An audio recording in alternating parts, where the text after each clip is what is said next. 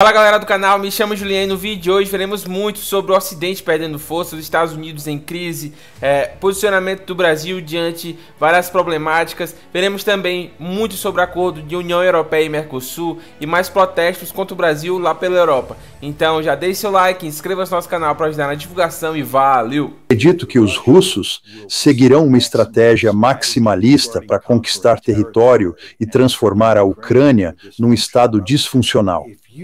Se você der à Ucrânia espaço para se reconstruir após algum acordo e depois mudar de ideia sobre a entrada na OTAN ou, sim, adesão à OTAN, você estará em sérios problemas. Então, se você é russo, quer fazer tudo possível agora para tomar o máximo de território e fazer de tudo para paralisar a Ucrânia, porque não dá para confiar no Ocidente, simplesmente não dá para confiar em nada que o Trump diz.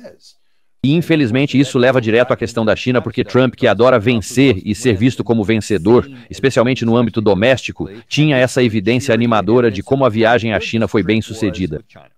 Bem, vamos voltar para onde tudo isso começou. Começou em abril do ano passado. Foi no dia da libertação, quando ele impôs todas essas tarifas em países ao redor do mundo. Ele ameaçou impor tarifas enormes à China e colocaria a economia chinesa de joelhos. Ele entende perfeitamente que estamos numa competição de segurança com a China que tem dimensão econômica e militar. Quanto à dimensão econômica, ele acreditava que tínhamos vantagem no comércio e que as tarifas eram nossa arma vencedora. Mas ele estava errado. E os chineses, que jogam duro, tinham dois ases na manga. Um era terras raras, incluindo ímãs de terras raras, e o outro era soja. O que os chineses fizeram foi cortar o fluxo de terras raras e seus ímãs para o Zerulewa e pararam de comprar soja. Isso teria um efeito devastador nos Estados Unidos, especialmente as terras raras. Precisamos absolutamente dessas terras raras, e eles monopolizam o controle delas e, bem, dos ímãs de terras raras. O que Trump fez foi recuar. Ele recuou nas tarifas, e em troca, os chineses cederam por um ano nas terras raras e ímãs, e agora vão comprar soja. Mas o resultado final é que, comparando onde estamos hoje com abril, foi Trump quem teve que ceder, não os chineses. Então, sua tentativa de derrubar a economia chinesa com essas tarifas fracassou. Eu quero olhar para a parte tarifária em segundo lugar. Mas vamos abordar essa questão das terras raras, porque estou tentando entender a importância desse prazo tão limitado que a China estabeleceu, dizendo, sim, vamos congelar tudo isso por um ano ou voltar ao que era antes por um ano.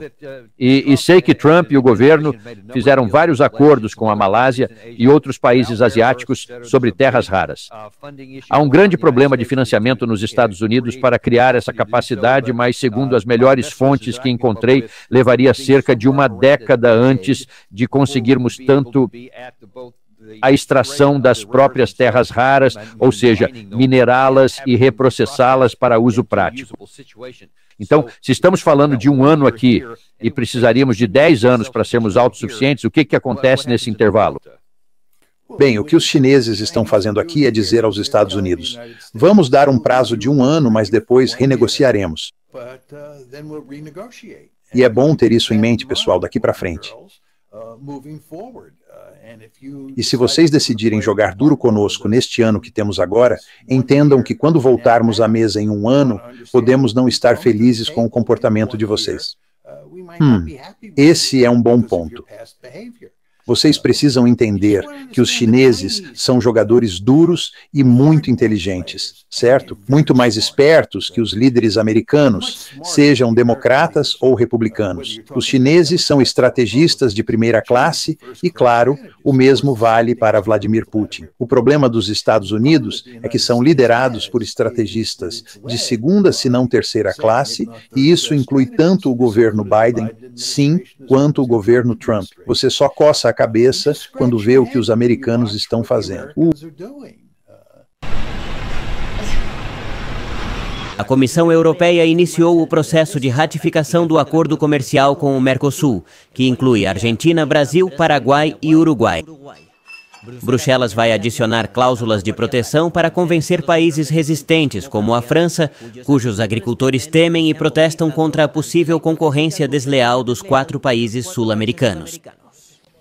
Caso ocorra uma perturbação no mercado, os propostos 6,3 bilhões de euros de rede de segurança no próximo quadro financeiro plurianual estão prontos para apoiar o setor agrícola. Além disso, a Comissão propõe complementar o acordo com um ato jurídico para operacionalizar o mecanismo bilateral de salvaguarda no nosso acordo com o Mercosul. Em específico, a Comissão monitorará importações de produtos agrícolas sensíveis como carne bovina, açúcar e aves e relatará sobre isso a cada 6 meses. Se forem detectadas perturbações no mercado em um país membro, a Comissão terá cerca de 20 dias para reagir.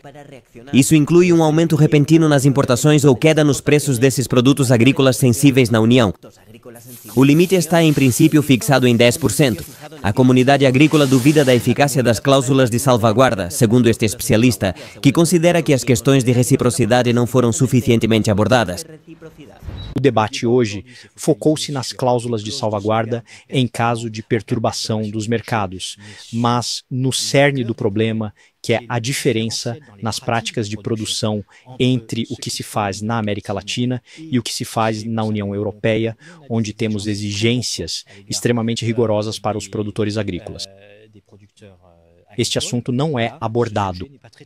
O acordo deve agora ser votado pelo Parlamento Europeu e aprovado por maioria qualificada dos países membros no Conselho da União. Historicamente, França, Polônia e Itália se uniram contra esse acordo de livre comércio, mas podem mudar de lado diante das tarifas impostas pelos aliados. A França precisa lutar. A França deve fazer o trabalho diplomático para convencer outros países europeus a se aliarem contra este acordo.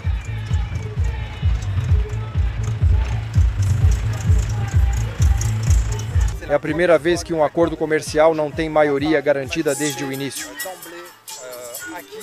É o acordo mais contestado da história. É possível que não haja maioria para ratificar este acordo no Parlamento Europeu. Solidariedade com as camponesas do mundo inteiro. Sempre que eu vejo europeus comentando sobre esse acordo de União Europeia e Mercosul, sempre acho a situação um pouco cômica, principalmente no caso dos agricultores. Eles sempre tentam queimar a imagem do Brasil e do Mercosul de modo geral, utilizando pautas climáticas e também meios de produção. O problema é que todo mundo sabe que eles não estão nem aí para isso e sim preocupados com suas reservas de mercado, que é direito deles. O problema é que eles utilizam centenas de pautas diferentes para queimar a imagem do Brasil, sendo que eles só estão preocupados com a questão econômica. É preciso deixar isso bastante claro. E sobre a situação envolvendo China e Estados Unidos, é extremamente interessante notar que as principais pautas estratégicas envolvendo a China com essa guerra tarifária do Trump, o Brasil está diretamente envolvido, tanto na questão das terras raras, como também da soja. Então, cara, para quem disse que o Brasil não é relevante mundialmente, eu peço desculpas, mas não podia estar mais errado do que isso. O vídeo de hoje foi esse, deixe seu like, se inscreva no canal, comente bastante para ajudar no engajamento e valeu!